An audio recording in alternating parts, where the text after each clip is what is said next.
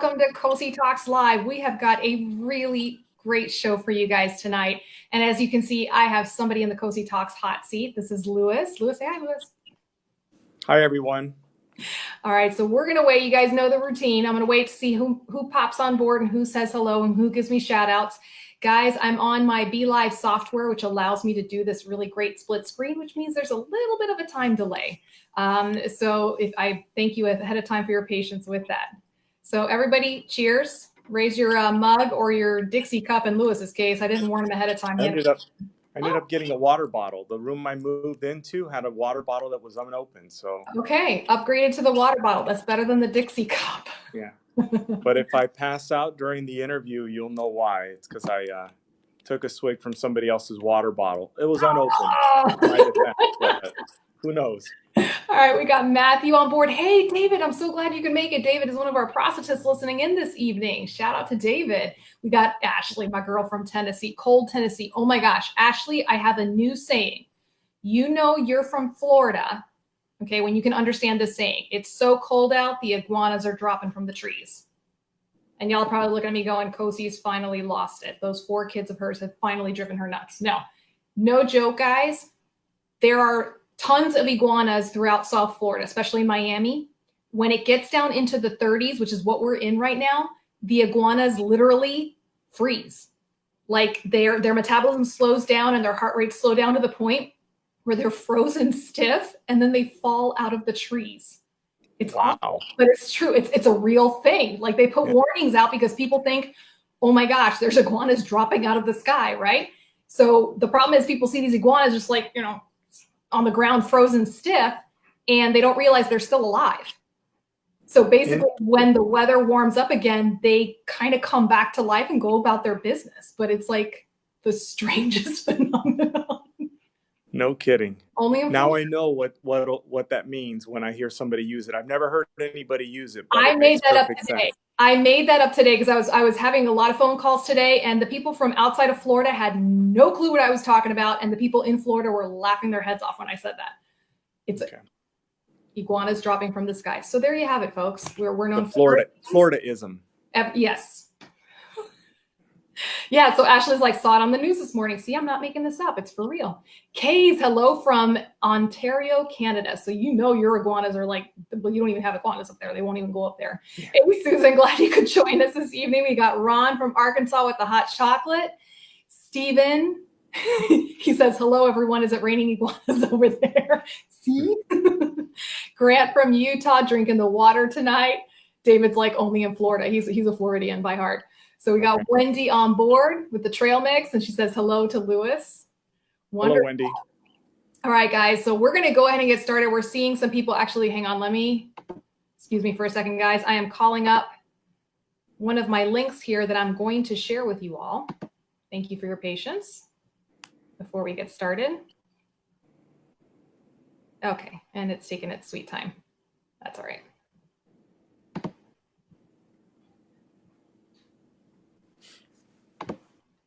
All right, so Luis, where are you? Because you're definitely not in Florida.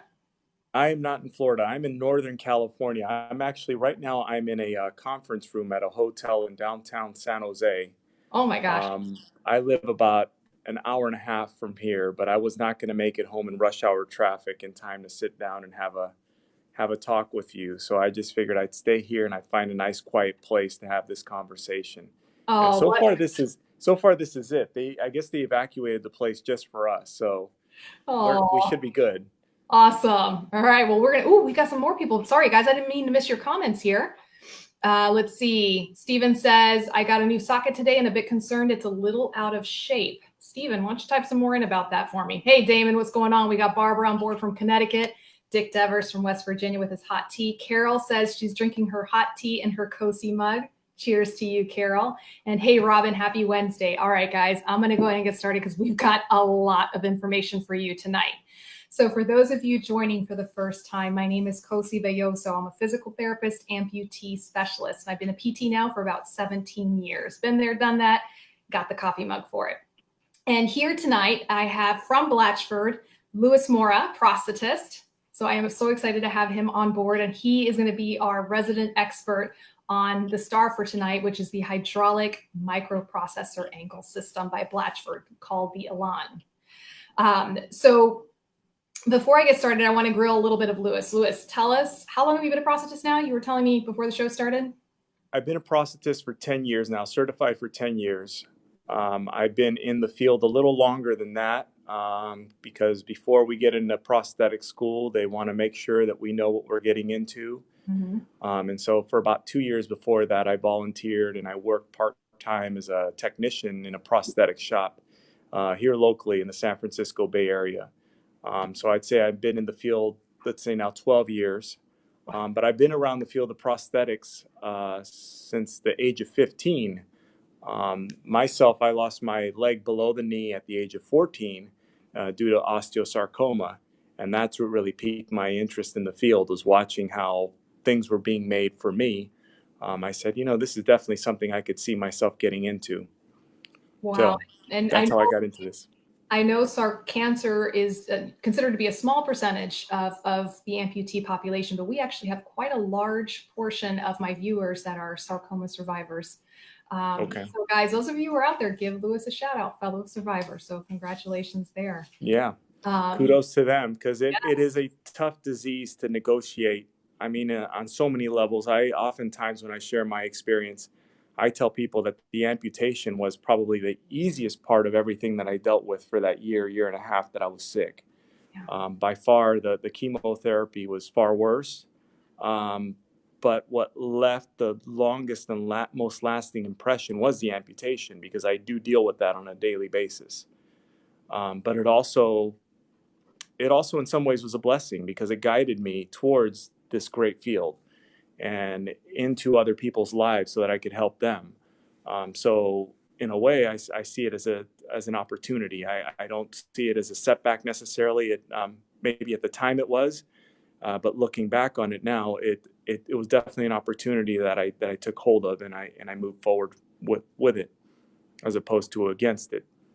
Well, I'll say it. Blatchford is lucky to have you. Matthew says, I lost my leg to bone sarcoma too. So Luis, how did you weren't always with Blatchford. You're kind of the new guy there. Yeah. So I'm new to Blatchford. I work as a regional clinical specialist. I'm mostly here on the West Coast, but I have traveled as far east now as Cleveland, helping set up some of our products, the Elan, the Lynx, the Orion, helping introduce that technology to patients as well as to practitioners who may not get a chance to fit it on a daily basis. It's something I see every day, so it comes very easily to me at this point, but sharing that experience with other practitioners so that they can make it part of their repertoire, part of their toolbox, is what I go around doing now. So I've been with Blatchford for 4 months. Previous to that, I had been in private practice, fitting patients every day, all day, fabricating their prosthesis, ensuring that it fits, and then doing some of the initial gait training, and then following them up until they got to their PT, and then eventually when they needed my services again, they'd come back and see me. So it was working hand in hand with PTs and referral sources and patients every day. Wonderful. So lots of fun, but definitely a very different avenue for patient care than what I've got right now. Yes. And I want to hear more about that. We've got Barbara, who says, I am a sarcoma survivor. I am a below the knee because of this disease. And Barbara's been a long time viewer with the Cosi Talk Show. We've got Richard on board. So guys, I'm going to go ahead. Barbara.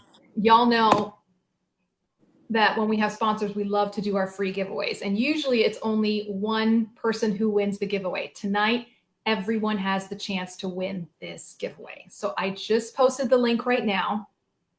If you go to the Blatchford website and sign up for their email subscription, they're going to send you one of their cool drawstring bags. And let me tell you, those bags really come in handy for extra socks, extra components, the little alcohol spray that you should be carrying around to clean your liners. And then they're going to put some other goodies in there. What's really cool about this particular giveaway is they want to hear from you.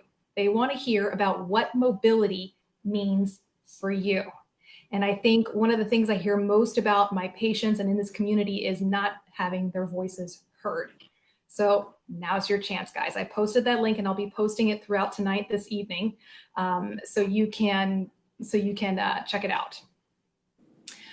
So we've got David Gray says, I've used Blatchford for many of my patients, great prosthetic foot options. Let's see, Stephen going back to his, and Stephen, we'll talk a little bit more about that later if you want to email me later about that, Stephen. Definitely want to learn more about that about you. Okay, so guys, tonight we're going to be doing a prosthetic feet 101 talk. And I've done a similar talk like this on the show in the past, and this was probably almost a year ago since I've done a talk like this. But I always like to revisit the basics. As a clinician, I'm constantly going back to even my old grad school notes and reviewing some of these basics because it helps me keep up with the technology, okay? So way back when dinosaurs roamed the earth and I was going to PT school, we did not have anywhere near the amount of options. We're talking about 20 years ago, guys. So basically all my patients had Satch feet. There were a couple of little things popping up here in the market, and they had very simple classifications. 20 years later, I still think of feet in those classifications. And when I meet with a new company or I'm working with a new product, that's what I think of in my brain when I think about the foot, okay? So we're going to kind of go over those classifications because that's how I want you to start researching your foot. So quick poll. For those of you who feel absolutely intimidated, a little scared, or you don't know where to begin when it comes to choosing a prosthetic foot, hit like for me. I'm not seeing them here on this particular software. Type in me into the comments section.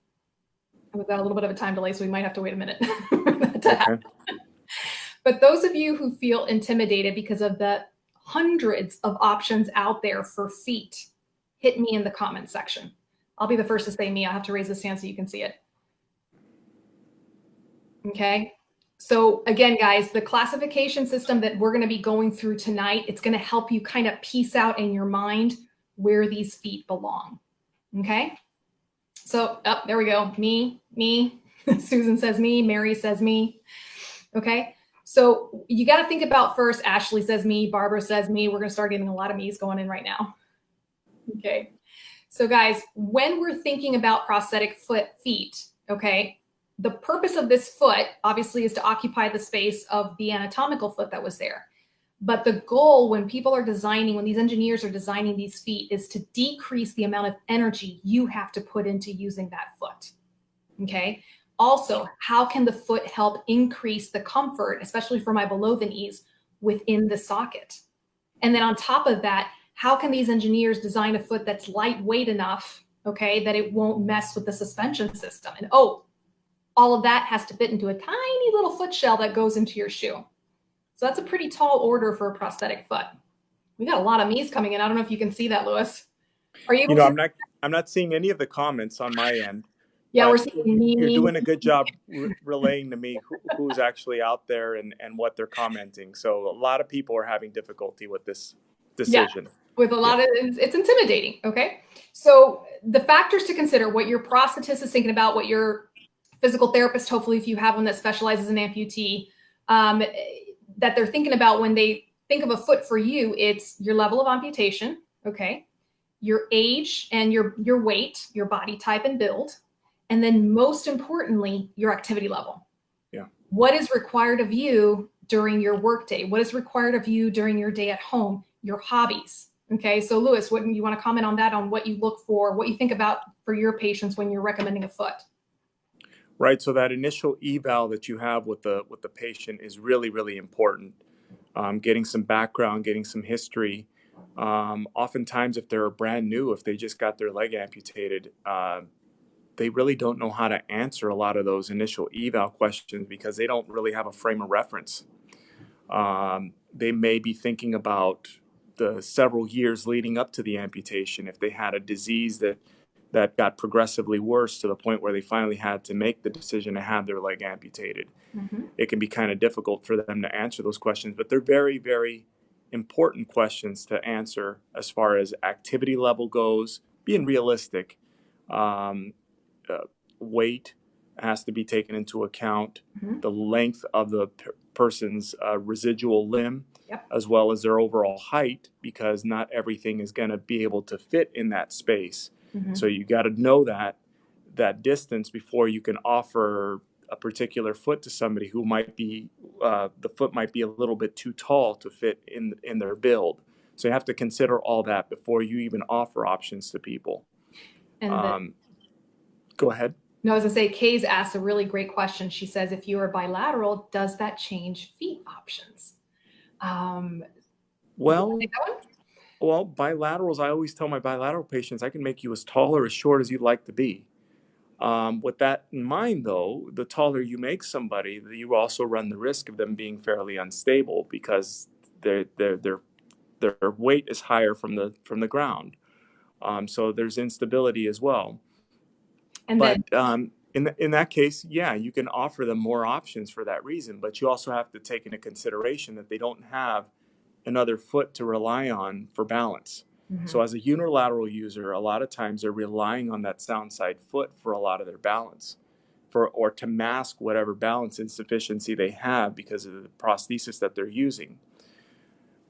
So you have to take that into account with bilaterals as well. And the Elan does a really good job of making itself stable when the user is no longer in motion. That's one of the features we'll talk about later today, Definitely. The standing support feature. Definitely. And Kay's, for me, whenever I've worked with bilaterals, especially bilateral above the knees, I know that I'm a huge fan of starting out with stubby feet to get the person used to being upright, getting their center of gravity, and just doing a lot of that pre-gait training, getting their endurance up and going. And then what I've seen in the bilateral feet is a lot of it is just what Luis touched upon, is how was their activity level prior and what are we reasonably going to be able to expect from their activity level. And that's going to help guide us with the feet. But definitely looking for feet that are a little bit more on the stable side that connect you more with the ground. And that's definitely a feature of a hydraulic system. Correct. That I'm reading throughout a lot of the literature. Kay says, I'm short. Kay says she's short. Okay, well, would you like to be a little taller? Okay, guys, you guys are already asking the great questions. Luis, I hope you're comfortable. I'm just Absolutely. saying right now. Yeah. All right, guys. So for me, I have 8 different classifications for feet, and I'm going to go through them, and then we're going to pick point the main ones. Okay. Number 1, the Satch foot, single access foot, multi-axial, dynamic response. Sometimes people call it energy storing foot, the hydraulic foot, microprocessor feet, running blades, and stubbies. So in case you're cross-eyed, that was 8 different classifications. But guys, give me a second. I'm going to give you a brief description of each one, and then I'm going to give you an example of each foot that you can kind of refer back to. Okay, so let's start off with the Satch foot. It's spelled SACH, and it stands for solid ankle cushioned heel. And this to me is like the workhorse of prosthetic feet. I'm copying the link here so you guys can see it. And basically, like its name, it's basically the first modern foot that we've had out there on the market. And that's the foot that I learned how to train all my patients on. It's the little foot that could.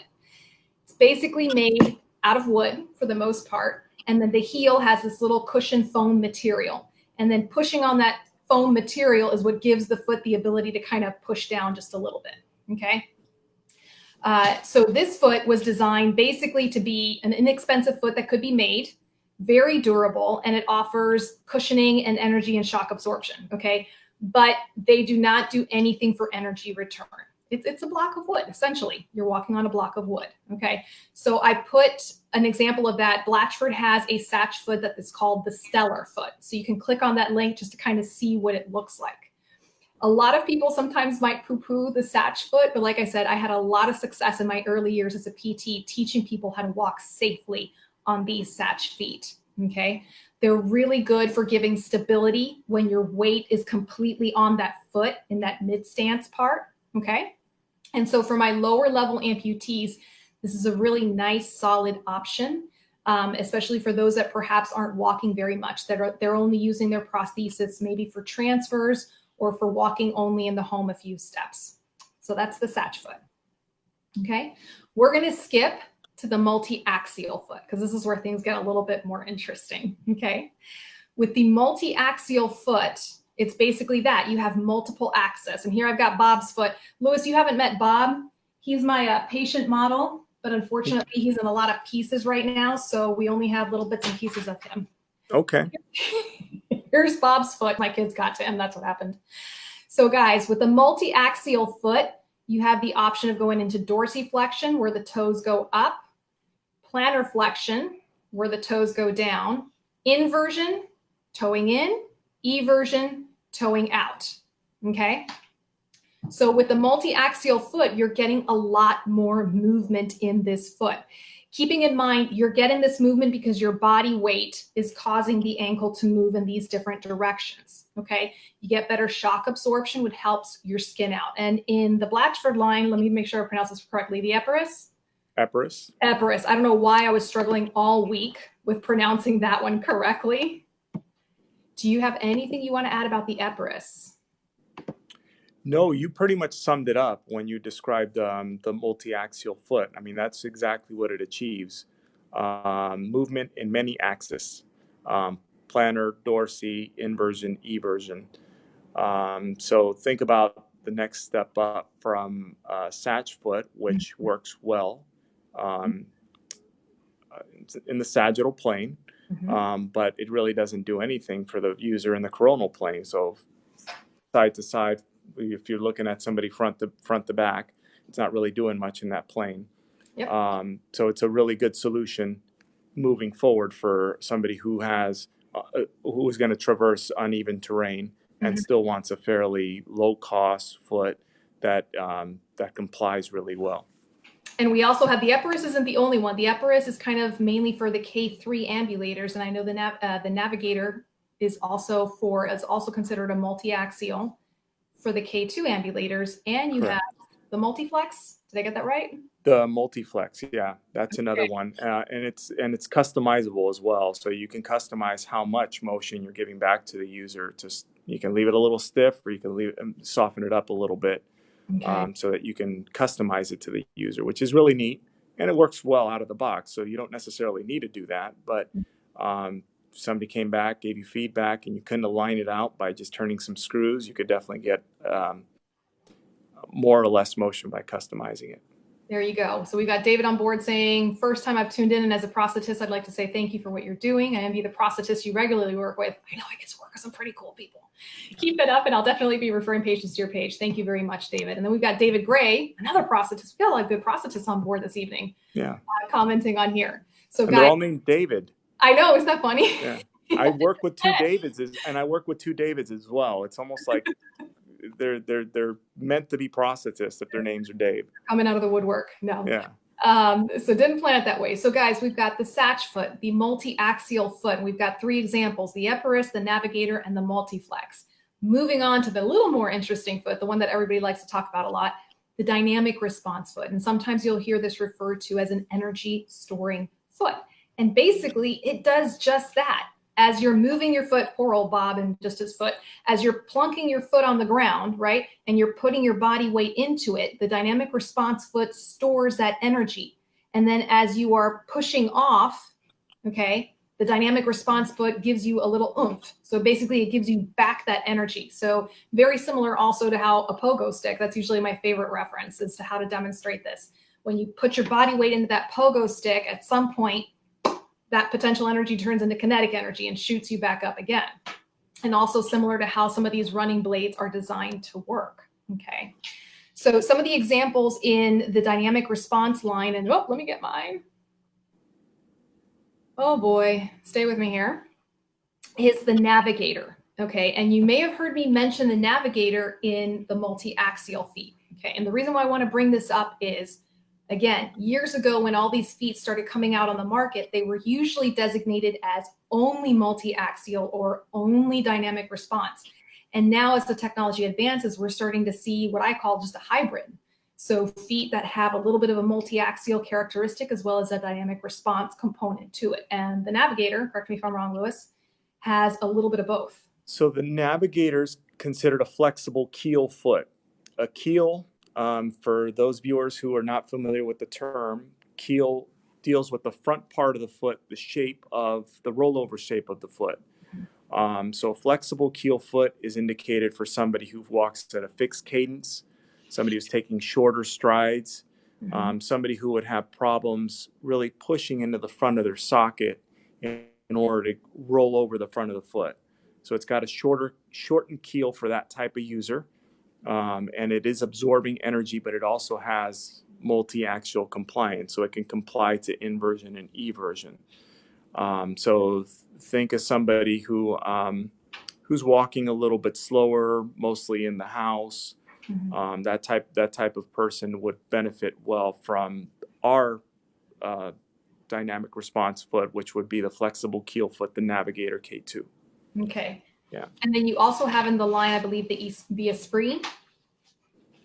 Would you The consider Esprit, that the Esprit would be a little bit more dynamic than that. So that would give back some of the energy that it's taking in because it has a spring. a little bit more of a dynamic response action to it? So moving on, kind of getting closer to the star of our evening show, we have the hydraulic classification. Okay. And for Blatchford, we have the Echelon. And guys, I'm going to go briefly over this because later on this year, we're going to be diving into the purely hydraulic feet. And we're going to be covering that even more in depth. So tonight, we're going to give you a little brush up. The Echelon. So basically, it's exactly what it says in the name. It has a hydraulic component. And that helps to control the friction of the hydraulic component, helps to control how much dorsiflexion and plantar flexion is allowed in the foot, gives it a little more of a smoother gait there. And as a component, so basically this foot allows basically for more contact with the ground. And because of that, more stability. And then as an added bonus, taking off some of that socket pressure, taking off some of that pressure off the soft tissues in there. So it does quite a bit for itself. Not to mention, I'll add one other thing to that as well, Cosi. When you're using hydraulic foot, the foot at the end of stance phase is dorsiflex, meaning the toes are up. And that angle is maintained throughout swing phase, the phase where the foot is not in contact with the ground and it's actually swinging back through. So that means that they get increased clearance as well. And I was going to say that's a huge benefit of a hydraulic ankle.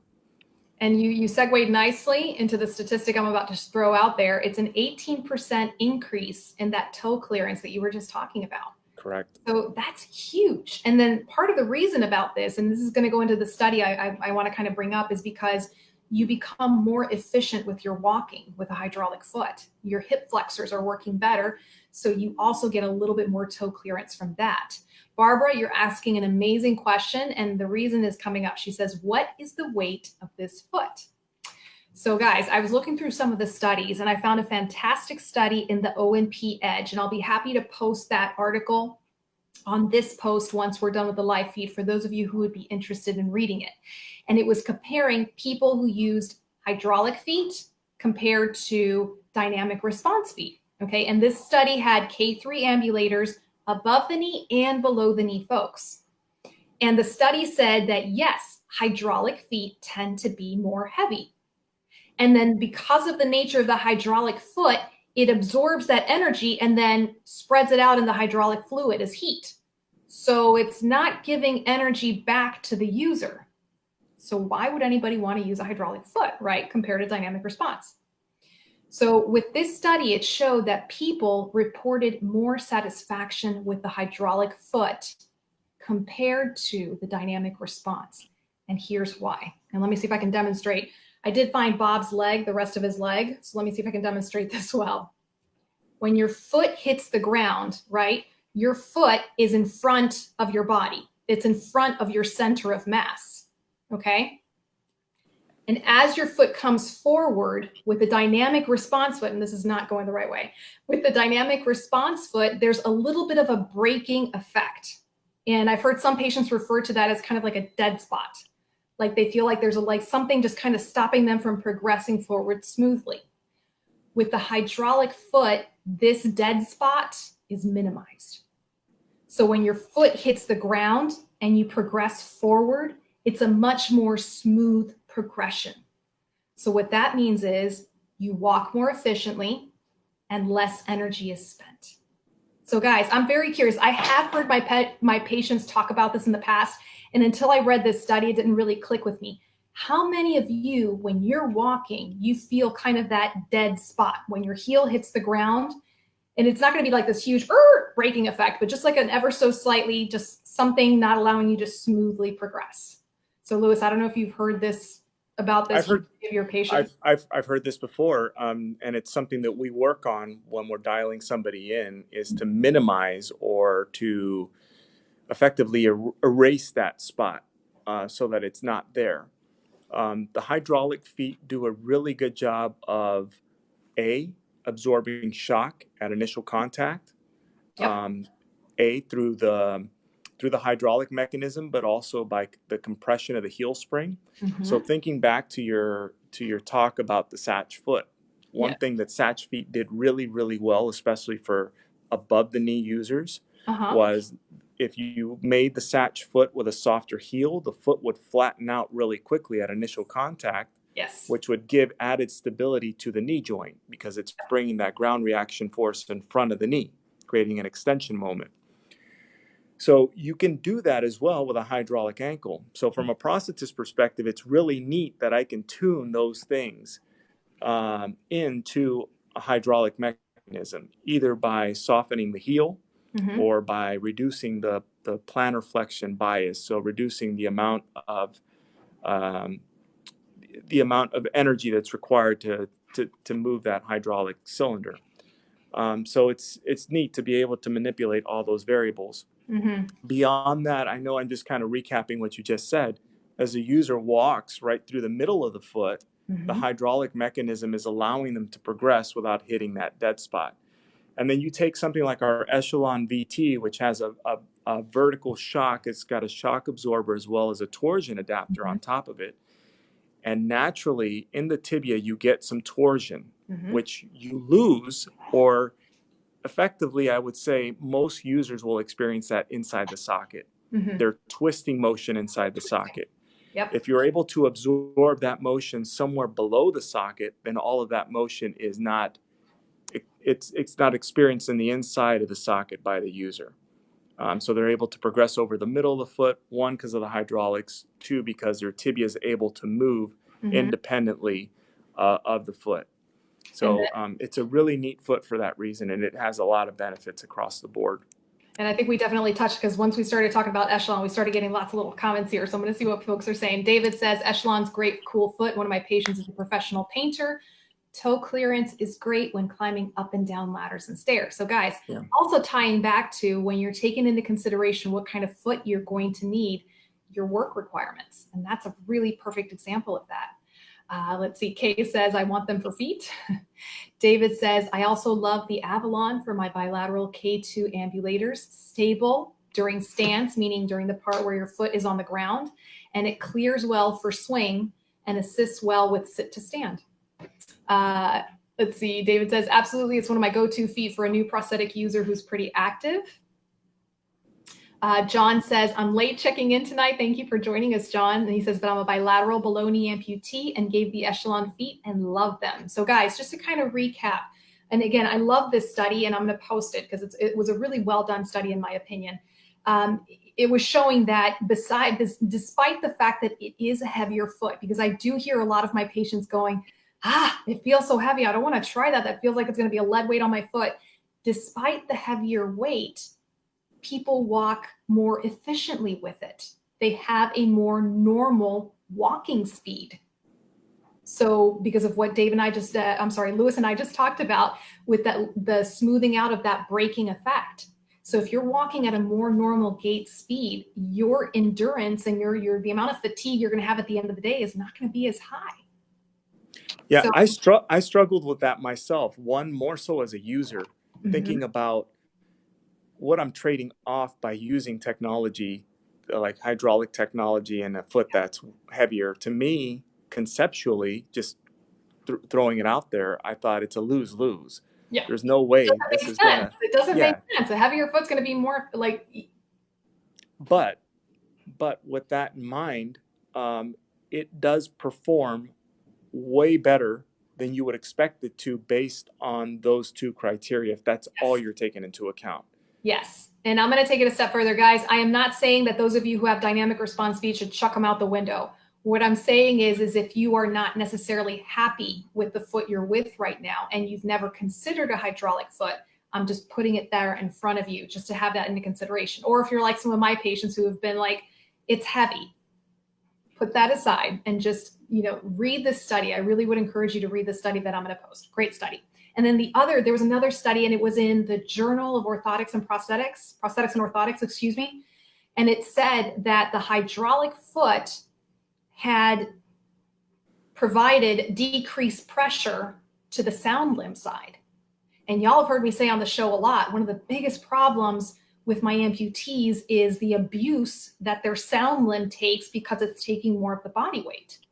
So with these hydraulic feet, it kind of equalizes, especially with the Elan, I was reading about that, helps equalize the socket pressure to get more of an equal distribution on the feet. And so the bottom, the plantar aspect of your sound foot takes less of a beating. So just something to consider. Yeah, that is observable. And you can actually see it, especially you can see it unilateral or bilateral if you ever watch an amputee walk down a ramp. And what you witness is this rapid knee flexion and then loading up the sound side. The brake effectively is the other leg. Mm-hmm. And a bilateral user, they just continue to get faster and faster and faster and faster until they get to the end of the ramp, and then it takes them maybe 2 to 3 steps to slow down. Mm-hmm. Mm-hmm. When you watch them walk in an echelon, and even better in an Elan, because it has a braking mode as they're going down a hill when it detects the hill, you don't witness that.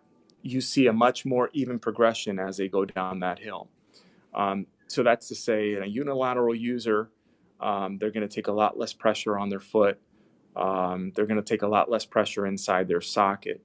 I'm not saying it's going to remedy an ill-fitting socket. That's not the solution, but it is definitely part of the solution. So that should be considered as well. One of the Davids that was commenting there made a really, really good point about our Avalon K2. Mm-hmm.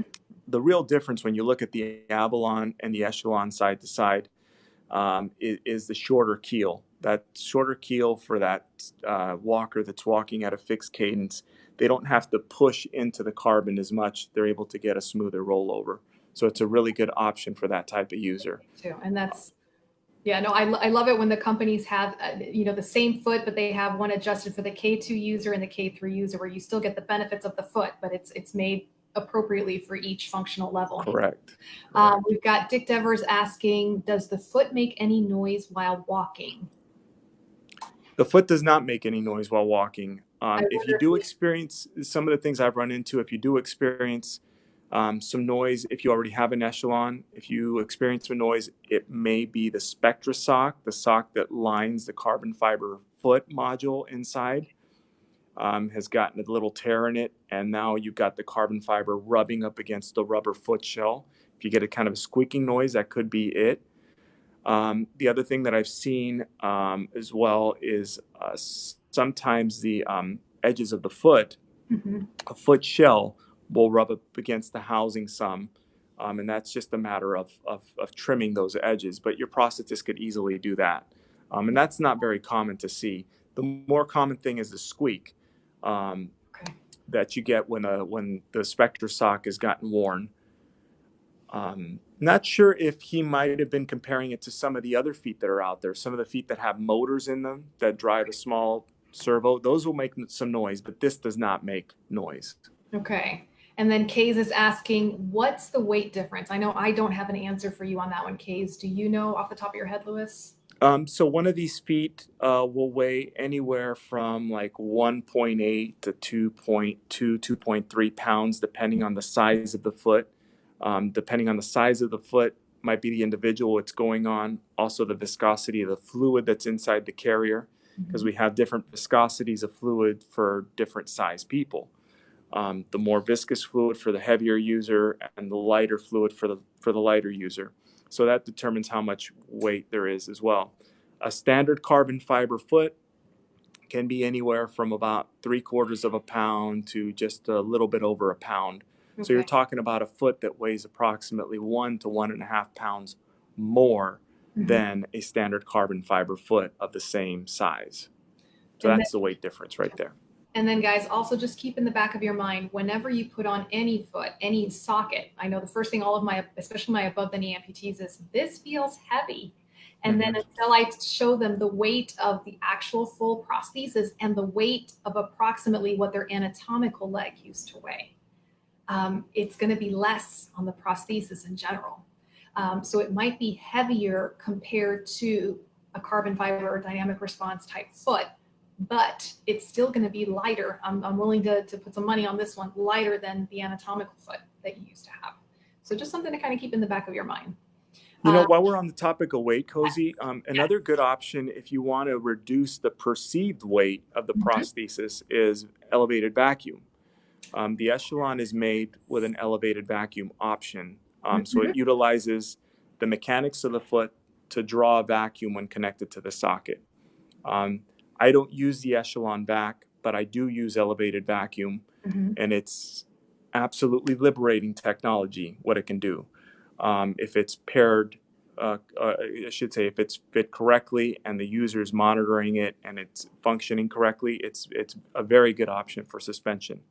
But you're giving away all the secrets. I'm doing the regular hydraulic foot more further and later on this year, so stop giving away all the secrets. Okay.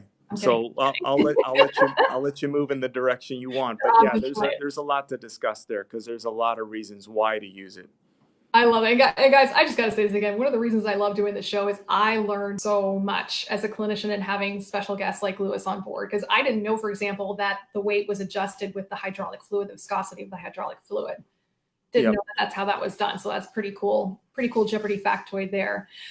We've got Viola. Viola, there you are. She says, my exercise class went well. The FIT program is what I'm enrolled in. And Alan Wesley, cool. Had a great day. We'll go 3 days a week. Good for you, Viola. All right, guys. So now we're going to move on finally to the star of our show, the Elan. So the Elan is giving you all the great hydraulic components, and now we're putting a microprocessor on that. So Luis, tell us how that changes the game for the hydraulic foot, putting a microprocessor unit. Okay, so the microprocessor unit really is almost like having a little prosthetist on board that's manipulating those valves, opening and closing them and optimizing them for you. So any of your listeners, of your viewers who are already on the Echelon will remember during their dynamic fitting, maybe it was more than likely took place in the test socket phase when they were using a clear plastic socket in the office. Your prosthetist had you walk up and down the parallel bars, and they were watching you walk, and they were moving the foot around to optimize its position. And then there were some small little set screws on the side of the hydraulic mechanism that they would manipulate to either make the heel harder, softer, or make the toes softer or harder. So they were manipulating that to service your overall needs while walking on a level surface at a fixed cadence, right? They can't follow you around everywhere and do that. One, because you'd have to stop every single step.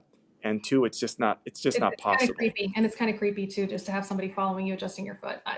Yeah, I guess it's creepy too. But yeah, no, it's probably more creepy than it is impossible for any other reason. But yeah, so what the microprocessor does is it has a sensor in it that that tells it if you're moving up or down a ramp, or if you're speeding up or slowing down. And so it makes adjustments to those valves based on those parameters. So when you're in the office, the criteria is still basically the same. The protocol is still the same. They adjust you for walking on level ground at a fixed cadence. They calibrate it for that. And then when you're walking in the real world, anytime the foot senses that you're going down a ramp or up a ramp or speeding up or slowing down, it makes those small little micro adjustments to those valves so that it effectively feels to you like you're walking on level ground. That's the takeaway point. The other big thing that the Elan does that the Echelon does not is when it senses that the user's no longer in motion, it ramps up the resistance in both of those valves, effectively locking out the hydraulic component. This is huge for the bilateral user, but is also felt and beneficial for the unilateral user. I'd say it's really, really beneficial for the bilateral user because when the Echelon first came out, I, as a prosthetist, attempted to fit it on patients, bilateral patients. And I had a real difficult time with how much postural sway the user was exhibiting. And I would have to make accommodations for that, or actually ask them to actually make postural accommodations, effectively staggering their stance so that they could be stable. The Elan eliminates the need for the user to change their posture and for us as prosthetists to make that compromise. It reduces the compromises that both parties have to make. So that's really it in a nutshell. I'd say the only thing that that sometimes people will complain about is the fact that you have to charge it. Yeah, but it does also last approximately two to 3 days on one charge. Which is So it's not as big a burden as you'd think. You're going to take off your leg at some point. Just make sure you plug it in every night, and you're good to go. It's not noisy. It's actually something that just kind of ends up fitting into your life. And there you go. And guys, I'm going to go ahead and post the picture of the Elan and also the link so that you can see where to find it. We've got Carol on board, and Carol's one of my favorites. She's one of my favorites. She says, Joe, her prosthetist, is talking about having me try the Echelon foot with elevated vacuum. Carol's one of our bilaterals. So going back to what you said, Louis, that's going to probably, and she's extremely active. So Carol, I hope next time I see you, I hope you're on those. Yeah, Carol, I'm excited for you. If she's not a vacuum user already, I'm excited for her to try it. Like I said, I share my own personal experience, and I've been in vacuum for 10 years, and it's something I would not go without. And you pair that to an Echelon, and it's amazing. It's an amazing solution for a lot of patients. There you go. And guys, go ahead and start posting these comments, and we're kind of coming towards the end of our talk. I went ahead and put the link in for the Elan. Louis, so who would you say is like a great candidate to consider the Elan? I'd say I wouldn't exclude anybody unless they gave me a reason to.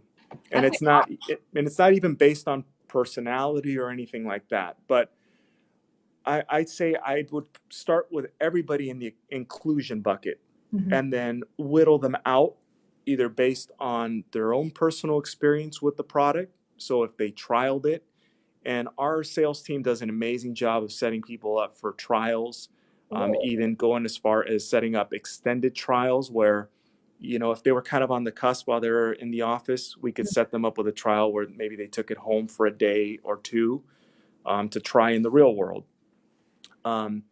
With that said, people should also consider the other things that they might want to do in their life other than just work. If they want to exercise or something like that, the Elan you can definitely do those things with. It's not a running prosthesis, but I always tell people if you needed to, you could run to get across the street or to catch a bus or to get out of the way of a car, God forbid. But you can do that. It's not going to slow you down in that way. It's a great product. It's something that definitely everybody could benefit from. But other things to consider too is you do have to charge it every night. If you're somewhat forgetful and you don't charge it, it effectively defaults to an Echelon, which is a great product, but you're not getting the full benefits out of the Elan. So I also think about patients who have hand dexterity issues. If they can't plug in the charger, that may be another reason why they get excluded. But again, it's personal experience. Can they manage the charger? Can they remember to charge it every night? And then leading up to your conversation next week as well, another thing to consider is insurance coverage. We have a lot of insurers who will say that this is experimental technology. And the Elan has now been out for 5 years, and it's studied. It's really well documented, all of the benefits it has.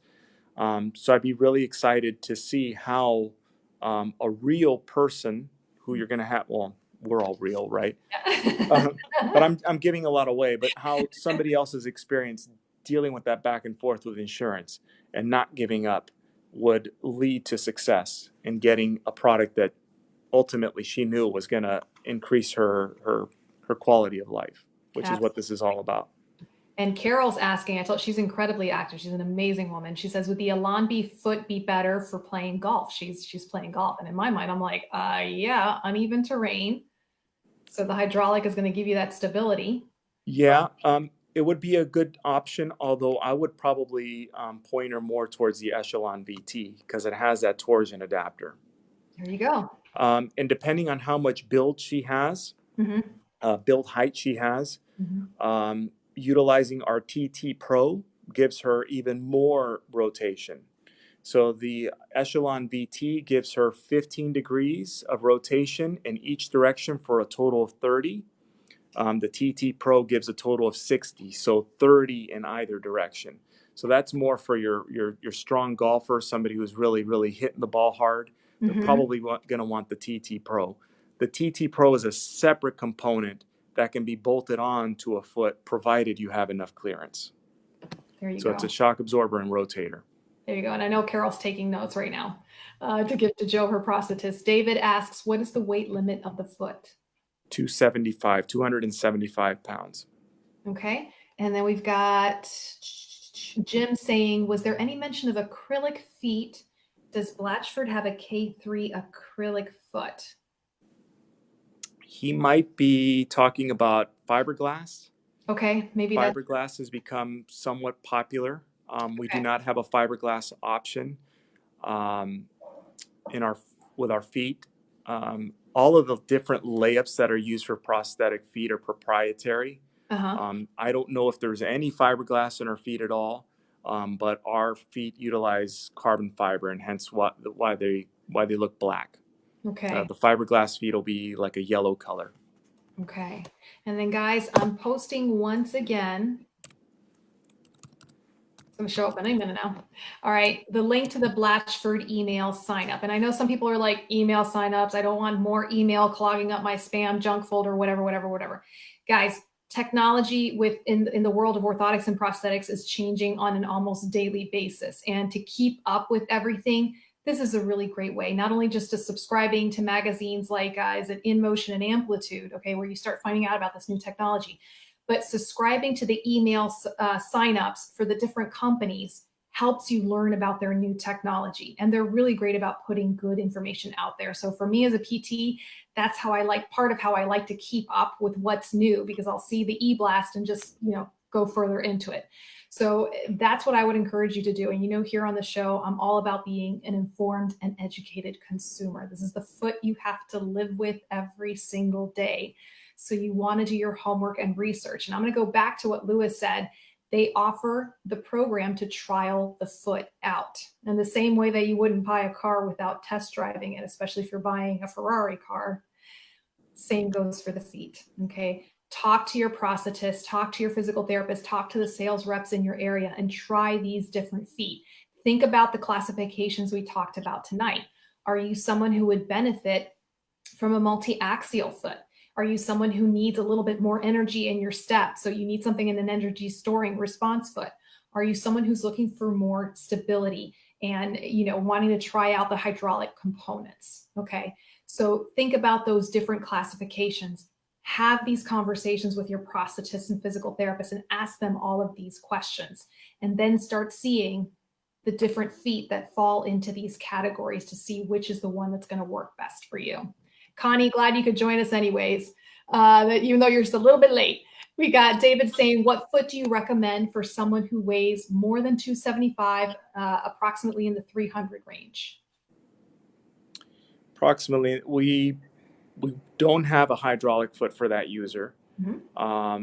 The Elite 2, the Elite Blade, if they have the clearance for it, go all the way up to 365 pounds as far as weight ratings go.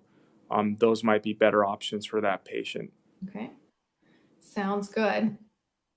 All right, guys. So we're going to go ahead and wrap it up for this evening. I do want to say a huge thank you for Luis for being in the hot seat and handling all those questions tonight. Took some of the heat off of me for tonight to answer some of these questions. So very much appreciated, Luis. Thank you. You're welcome. Thank you for having me.